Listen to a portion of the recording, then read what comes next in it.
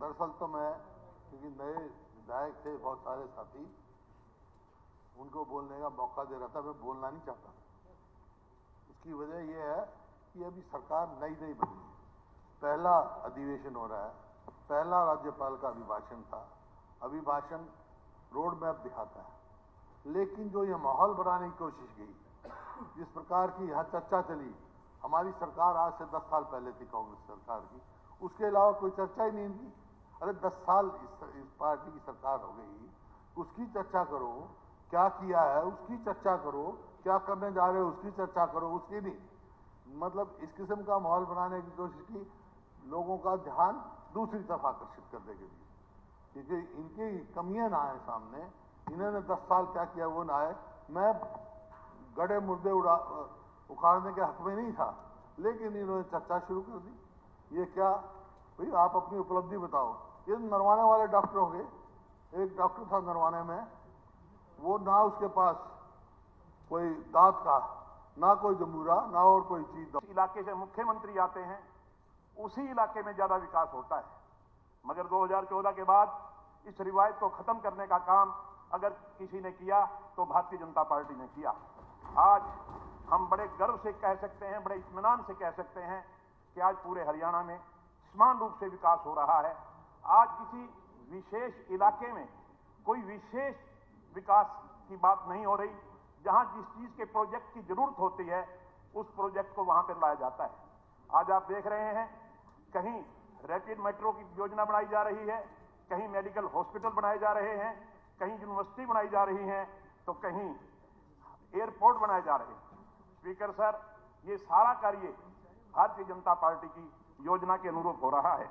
आज ना कोई इलाकावाद है, ना कोई जातिवाद है। स्पीकर सर, अगर मैं नौकरियों की बात करता हूं, आज जो हमारे नौजवान बच्चों को नौकरियां दी जा रही हैं, वो भी बिना पक्षपात के, कोई इलाकावाद नहीं, कोई जातिवाद नहीं। अगर मैं पहले की सरकारों की बात करता हूं तो बड़ी सामने से आवाजें आती हैं कि बिना खर्ची बिना पर्ची का जिक्र क्यों करते हो। मैं समझता हूं क्यों तकलीफ होती है इनको बिना खर्ची। क्या इसके बात के पक्षधर नहीं है क्या कि बिना खर्ची बिना पर्ची नौकरी मिले? इनको बिना खर्ची और बिना पर्ची की नौकरी की भी तकलीफ हो रही है। स्पीकर सर, छोटी छोटी बातें उठा देते हैं। एचपीएससी का सेक्रेटरी पकड़ा गया। एचपीएससी का सेक्रेटरी पकड़ा गया तो उसके खिलाफ कार्रवाई किसने की? क्या भारतीय जनता पार्टी की सरकार ने उसके खिलाफ कार्रवाई नहीं की? क्या पकड़वाया किसने? भारतीय जनता पार्टी की सरकार ने। हो सकता है कोई अधिकारी वरिष्ठ भी हो, उस वरिष्ठ अधिकारी पे कार्रवाई करने का काम अगर किसी ने किया तो मनोहर लाल की सरकार ने किया, नायब सिंह सैनी की सरकार ने किया। स्पीकर सर, आज मैं धन्यवाद करता हूं और मैं साधुवाद देता हूं हरियाणा के मुख्यमंत्री नायब सिंह सैनी जी को, जिन्होंने एक घोषणा की थी कि मैं अपनी कुर्सी पे बाद में बैठूंगा, मुख्यमंत्री की कुर्सी पे, उससे पहले मैं 26,000 बच्चों को रोजगार दे करके उनको कुर्सी पे बैठाऊंगा। स्पीकर सर, माननीय मुख्यमंत्री जी ने जो घोषणा की थी, उस घोषणा को अमली जामा पहनाने का काम माननीय मुख्यमंत्री जी ने किया। पहले 26,000 बच्चों का रिजल्ट निकाला। जो नौकरी रोको अभियान के तहत उनका रिजल्ट रुका हुआ था, उनका रिजल्ट निकलवा करके उनको नौकरी ज्वाइन करवाने के बाद, गैंग आप कह सकते हो, मैं तो उनका रिजल्ट निकलवा करके उनको नौकरी दिलवाने का काम भारतीय जनता पार्टी की सरकार ने, नायब सिंह सैनी की सरकार ने किया। इसके लिए मैं नायब सिंह सैनी माननीय मुख्यमंत्री जी का बहुत बहुत धन्यवाद करता हूं। स्पीकर सर, ओथ बाद में ली, पहले उनको 26,000 बच्चों को नौकरी दिलवाने का काम किया। स्पीकर सर, बहुत आवाजें आती हैं, मैं ये पूछना चाहता हूं, कभी ये ईवीएम का प्रश्न उठाते हैं, कभी ये बिना खर्ची बिना पर्ची का प्रश्न उठाते हैं, कभी धनबल की बात करते हैं। स्पीकर सर, अगर ईवीएम में इतना ही दोष था तो 37 सीटें जो कांग्रेस ने जीती, वहां ईवीएम में कोई दोष नहीं था। रोहतक की सीट मात्र 1200 वोट से भारत भूषण बत्रा जी ने जीती, जिन्होंने ईवीएम का प्रश्न उठाया। अगर ईवीएम में कोई दोष था तो 1200 वोट की गड़बड़ करना क्या दिक्कत थी? उसमें भी हो सकती थी। इसलिए मैं समझता हूं कि खामखा की बातें नहीं। सुनिए, आप जो एक बात बताइए, जहां आपकी सरकार आ जाती है, हिमाचल प्रदेश में आपकी सरकार आ गई, वहां ईवीएम ठीक थी। हरियाणा प्रदेश में आपकी सरकार नहीं आई तो यहां ईवीएम गलत हो गई। कहीं आप धनबल की बात करते हैं, ये मैं समझता हूं। 5 लोकसभा जीत गए जब तो ईवीएम ठीक थी, और 5 अब विधानसभा में रिजल्ट आपके पक्ष में नहीं आए तो ईवीएम गलत हो गई। कहीं आप धनबल की बात करते हैं।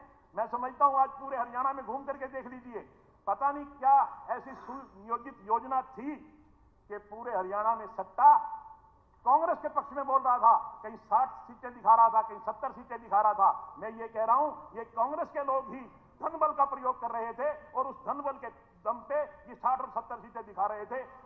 आईना, जनता ने इनको आईना दिखाने का काम किया है कि जनता ने इनके लिए क्या सोच रखा था। ज्ञाना जी कंक्लूड कीजिए। साथ चलती है, जब कांग्रेस में तो कांग्रेस ठीक थी, अब बीजेपी चलाए 20 ठीक है, कल और किसी में चला जाइए वो ठीक हो जाएगी। मैं एक बार समझा नहीं, आपकी बात दोबारा बताओ जी मेरे को, मैं जवाब दूंगा आपकी बात का। बात कह रहा हूँ आपकी, आप कह रहे हो कांग्रेस को कह रहे हैं, मगर इनकी साथ चलती है भाई। जब ये कांग्रेस में थे, जब कांग्रेस ठीक थी। नहीं, जब ठीक कांग्रेस ठीक होती है तो मैं कांग्रेस में ही रहता। चलिए कांग्रेस ठीक चलिए, होती आपसी तो मैं प्यार कांग्रेस की में ही बात है, रहता। आप कंक्लूड भारतीय कीजिए। जनता ज्ञाना पार्टी जी ठीक है तो मैं भारतीय जनता पार्टी में आ गया। ज्ञाना जी कंक्लूड कीजिए। स्पीकर सर, कंक्लूड कीजिए।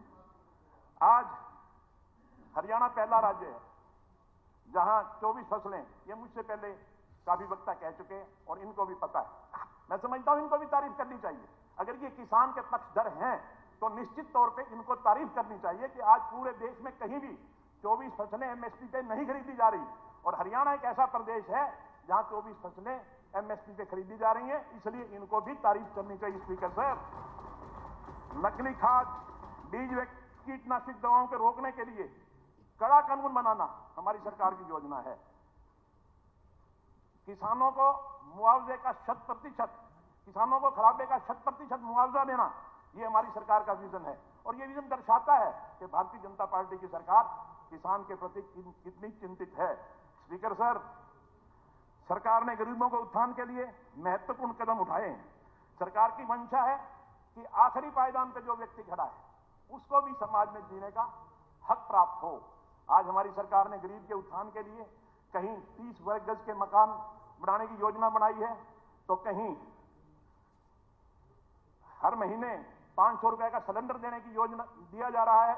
इसी तरह हैप्पी योजना के तहत मैं समझता हूं प्रदेश के 84 लाख लोगों को प्रति वर्ष 1000 किलोमीटर तक मुफ्त यात्रा की सुविधा दी गई है। गरीब परिवारों को मुख्यमंत्री शहर आवास योजना के तहत, जैसे कि मैं कह गया कि 30-30 वर्ग गज के प्लाट दिए जा रहे हैं। वार्षिक आय, हमारी क्रीमी लेयर की जो वार्षिक आय है वो सीमा 6 लाख रुपए से बढ़ाकर 8 लाख रुपए की गई है। स्पीकर सर, मैं अंत में यही कहता हूं, यह सरकार गरीबों के उत्थान की सरकार है, प्रदेश में विकास का विजन रखने वाली तथा प्रदेश को नंबर 1 की तरफ चले जाने वाली सरकार है।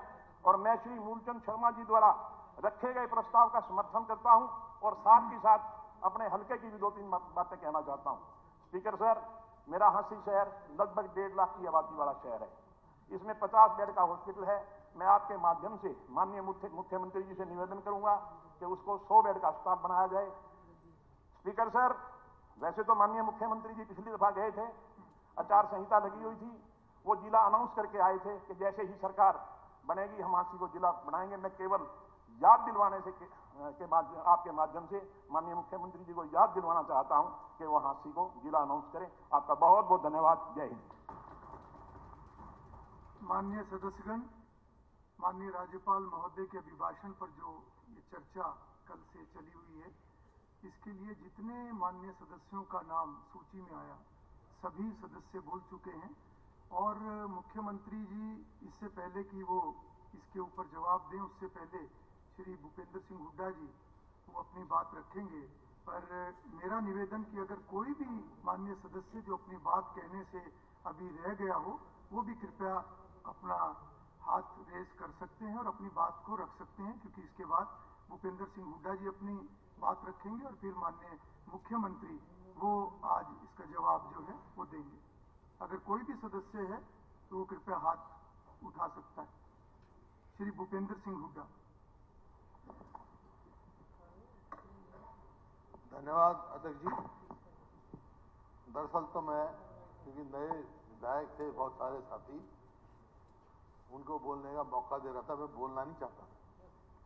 उसकी वजह यह है कि अभी सरकार नई बनी है, पहला अधिवेशन हो रहा है, पहला राज्यपाल का अभिभाषण था।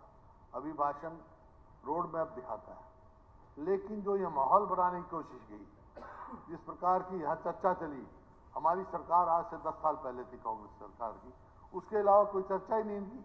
अरे 10 साल इस पार्टी की सरकार हो गई, उसकी चर्चा करो, क्या किया है उसकी चर्चा करो, क्या करने जा रहे हो उसकी चर्चा करो, उसकी नहीं।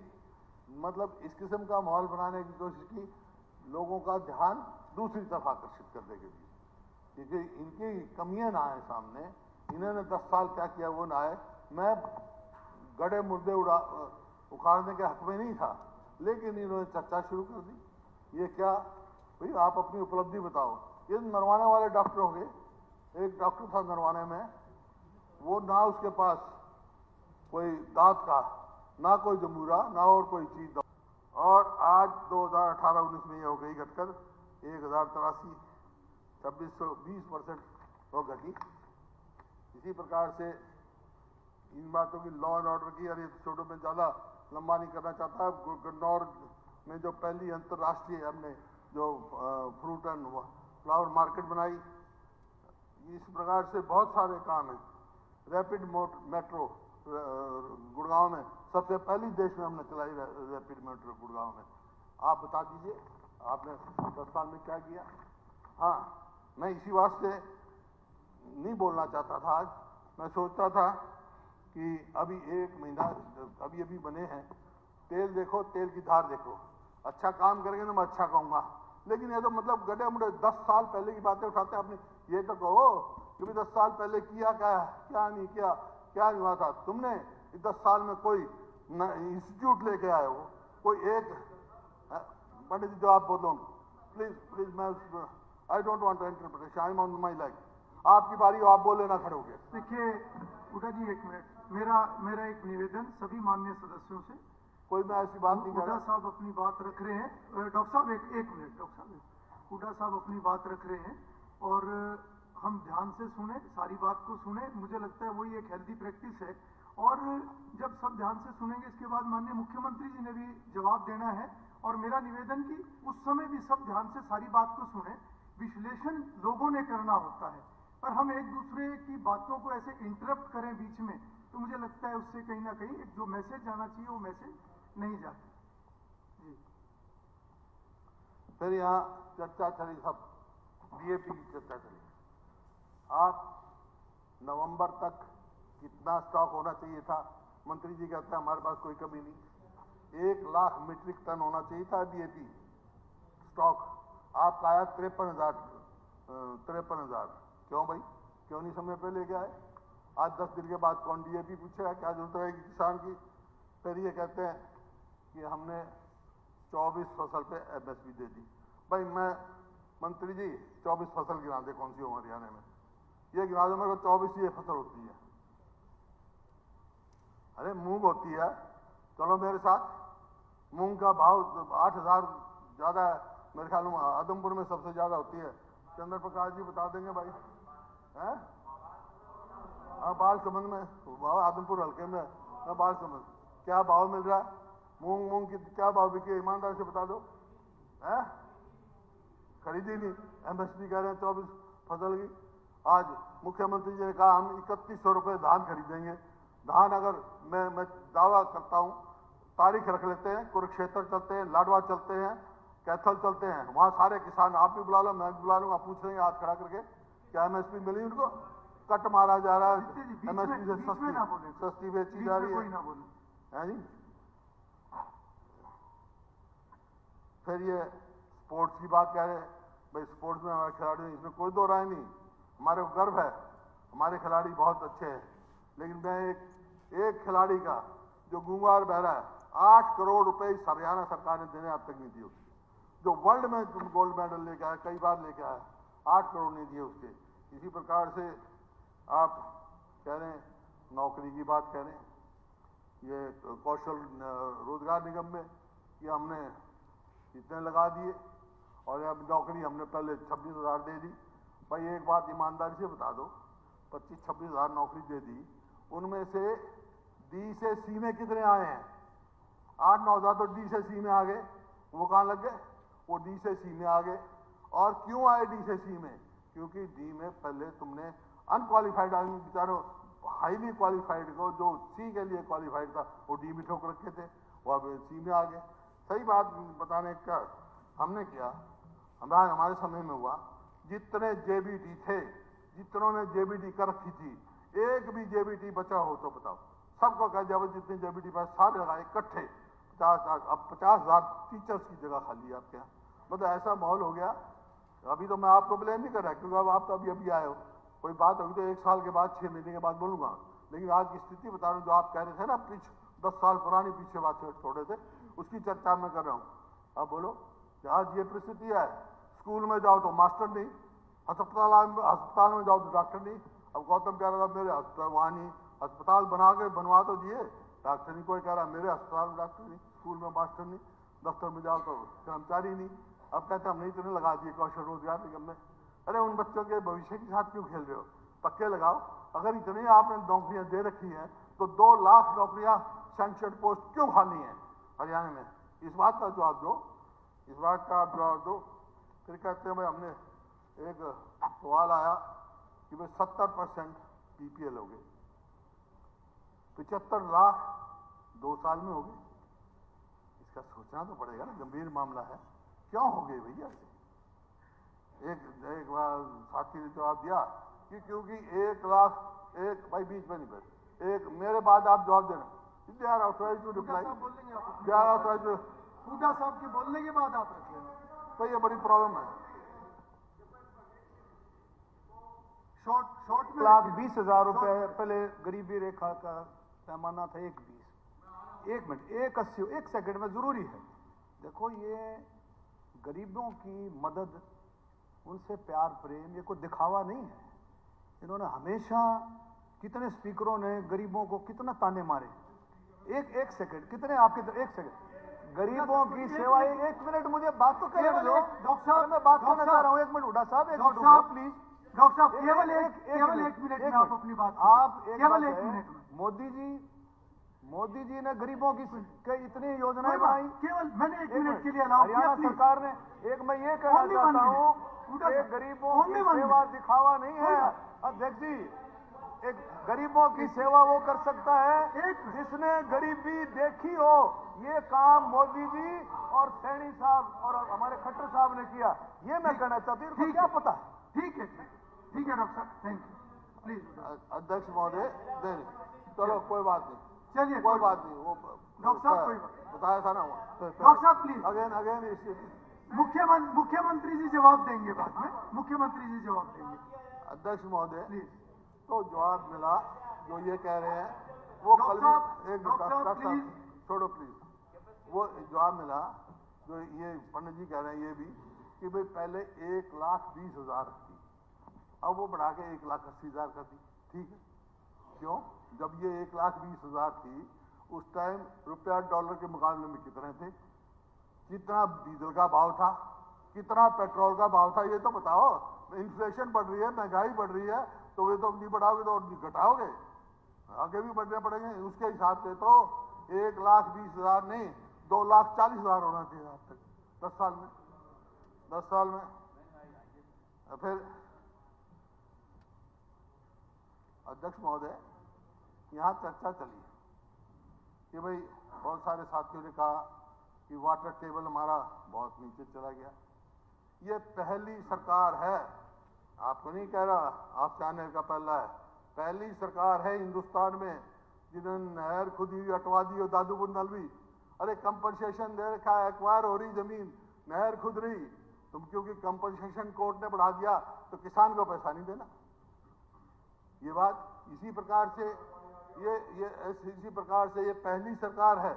मेरे पास रिकॉर्ड है, उस समय की तत्कालीन सरकार का लेटर, अपने केंद्रीय मंत्री गडकरी जी के नाम की जो नेशनल हाईवे बना है, सैंक्शन हुआ टाइम में, मेरठ से, और ये भिवानी जो चक्रा करते भिवानी रोड अब बनी है, वहां से जाके राजस्थान में जाता है, बीच में जाना जो जवाब दे चीज ये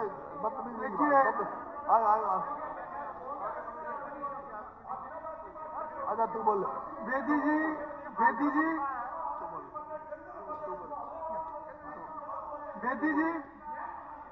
जी बहुत सारी चीजों की जानकारी सबको है, लोगों को भी जानकारी है। रिएक्ट ज्यादा ना करें और इधर भी रिएक्ट ना करें, इधर भी रिएक्ट।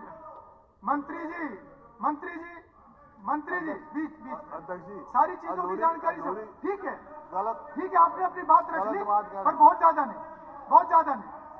देखिए ये मुख्यमंत्री जी बोलेंगे फिर इधर से रिएक्शन होगा। ठीक है, आप बैठिए, आप भी बैठिए। इतना रिएक्ट मत कीजिए प्लीज, इतना रिएक्ट मत कीजिए प्लीज बैठिए आप। ठीक है भाई मुख्यमंत्री जी, अगर आप बोलोगे तो बोलने देंगे क्या आपको? ये कोई तरीका है? चलिए अध्यक्ष जी मंत्री जी आपने अपनी बात रख ली। आप अध्यक्ष जी आराम से बैठिए, आप भी बैठिए आराम। अध्यक्ष जी आप भी बैठिए। अध्यक्ष जी फिर वही बात हो जाएगी। अभी आप रिएक्ट, अभी इधर रिएक्ट कर रहे हैं, फिर इधर कर रहे हैं, फिर इधर करेंगे, तो विषय नहीं आएगा ना कोई बात। अध्यक्ष जी इतना ओवर रिएक्ट ना करें। अध्यक्ष जी बगैर जानकारी कोई बात कहना अच्छी नहीं है। कहे एक पैसा नहीं दिया किसानों को, अरे कंपनसेशन एनहांस हुआ है और फिर जब गवर्नमेंट ने फैसला किया, ये लिखा है इतना पैसा दे दो वापस, जो कंपनसेशन लिया अपनी जमीन ले लो, क्यों नहीं दिया फिर पैसे? फिर कंपनसेशन नहीं दिया तो ये क्यों लिखा? निकलवाओ नोटिफिकेशन। ऐसे गलत बात कहने का क्या फायदा? अच्छा चलो आगे। जो मैं कह रहा था नेशनल हाईवे का, आपने लिखा हुआ है मेरे पास दोनों पत्र हैं जो हरियाणा सरकार ने लिखा कि हमारे को नेशनल हाईवे की जरूरत नहीं है। पहली सरकार है पूरे देश में जिसने लिखा कि हमारे नेशनल हाईवे की जरूरत नहीं है, जो मेरठ से अब भिवानी हो गए, जो राजस्थान में जा रहा है। और वो गडकरी जी ने जवाब दिया, वो भी लेटर है मेरे पास कि 1,000 करोड़ दे दो, हम छोड़ देंगे। फिर कहां से देंगे? वो बन गया रोड, बाद में बन गया, अच्छी बात है। और जितने बकाया रोड बने अच्छे, मैं एप्रिशिएशन करता हूँ। इसी प्रकार से ये पहली सरकार है हिंदुस्तान की जहां लॉजिस्टिक हब बावल में 3,000 करोड़ सेंट्रल गवर्नमेंट ने देना था। इन्होंने, क्योंकि वहां के कमिश्नर ने कंपनसेशन अनाउंस कर दिया किसान का कि 1 करोड़ रुपया एकड़ हम कंपनसेशन देंगे, इन्होंने प्रोजेक्ट ही छोड़ दिया। तो आपकी बात नहीं है, पहले की बता रहे जो आप 10 साल पहले की बात करें। फिर आपकी तो इतनी बात है, आपके अध्यक्ष जी जो बात कहे वो यही कहे। अब परिवारवाद की बात कही, मैं कभी छोटी बात में नहीं जाता हूं। मैंने कभी ये नहीं कहा कि भाई मेरा परिवार नहीं है। और यहां तो जिला परिषद तक अपने परिवार को भेजते हैं लोग। जिला परिषद में परिवार चले वो परिवार ठीक, और कोई दूसरा परिवार चले वो ठीक नहीं। मैंने कभी नहीं कहा, मैं कह सकता था चुनाव से पहले, लेकिन मैं कभी व्यक्तिगत बात नहीं करता।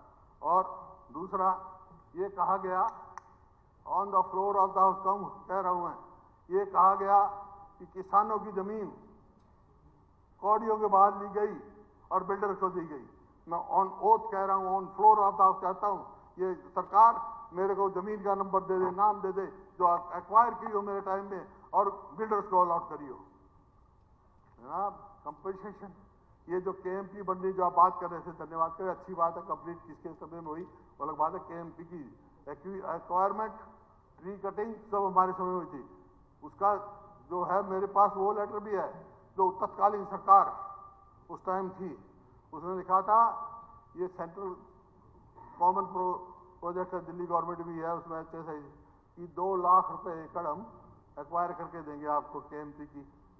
मेरे को मौका मिल गया सेवा करने का, मैंने उसी टाइम लिख दिया सेंट्रल गवर्नमेंट को, हम नहीं देंगे, फ्लोर रेट देंगे। देश में सबसे पहले एक्विजिशन पॉलिसी जो सारे देश ने अडॉप्ट की, कौन लेके आया था? एनविटी जो 33-33 साल की थी, आज तक नहीं थी, 10 साल हो गए। एक्वायर कब की थी? एनविटी देनी थी उनको, एनविटी नहीं दी जा रही, चाहे एमपी की हो चाहे उसकी हो। भाई पहले अपना देख लो, आप अच्छा काम करोगे मैं अच्छा कहूंगा, लेकिन आप ये जो ना ये बातें डाइवर्ट मत करो। आप हमारा सहयोग मांगो, हरियाणा के गवर्नमेंट के लिए मैं तैयार हूं, लेकिन आप डाइवर्शन करोगे, अपना काम नहीं करोगे, अपनी और बात अच्छी रहती लगे तो इस बात मंजूर नहीं है। अब इतना कमजोर नहीं है। देखो अध्यक्ष महोदय, बार बार ये कहा गया इतना भारी बहुमत हमने आए, भाई कितनी वोट आई आपकी? 39.8% आगे होंगे आपकी, 39.4% हमारी भी है। 4 या 5 1.5% का फर्क है ना, 0.5% का। और वो भी सोचो चर्चा हो गई है, मैं जितने करूं मैं एक ही लाइन में करता हूं, भाई देखो कई दफा क्या है, इस दफा भी लोकतंत्र है, लोकतंत्र का मतलब लोगों का राज, तो लेकिन कई दफा लोकतंत्र हार जाता है, तंत्र जीत जाता है। तंत्र जीता आपके हरियाणा में, लोकतंत्र हारा है। बहुत बहुत धन्यवाद। स्पीकर सर, ना कोई सर, कोई दर्द नहीं सर, मैं निवेदन, मैं सर कोई दर्द कोई नहीं, आपका अजीज है सर कोई दर्द मंत्री जी, नहीं, शॉर्ट में रखना, क्योंकि मुख्यमंत्री जी ने जवाब दिया। सर कोई शॉर्ट में रखिएगा। हाँ, मैं वही कह रहा हूँ सर, मेरा निवेदन है कि अगर हम लोग ठीक हैं तो हमारे यहाँ बैठे हुए साथियों ने किसी ने भी कांग्रेस राज के बारे में कोई जिक्र नहीं किया।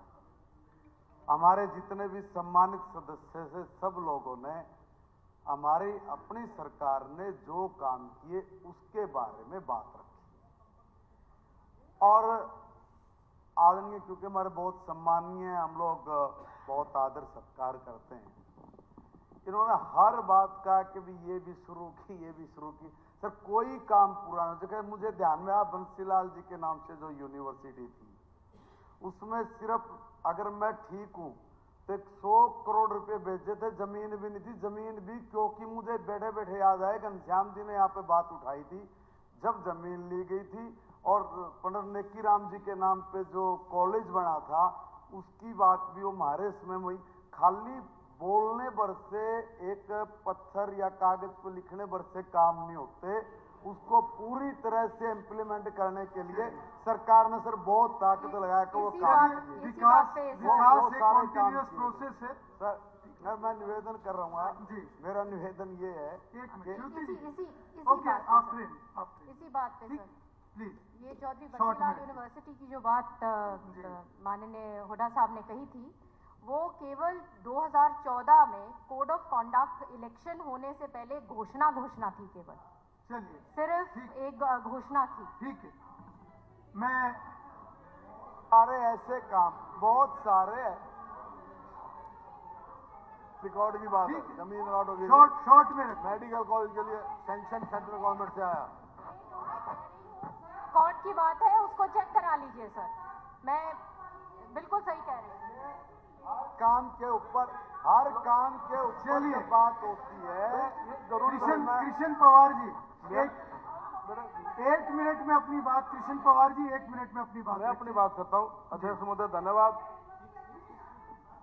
ये सब रिकॉर्ड की चीजें हैं, कोई बात नहीं, डोंट वेयर, ठीक है। पवार साहब बहुत शॉर्ट में। धन्यवाद अध्यक्ष महोदय।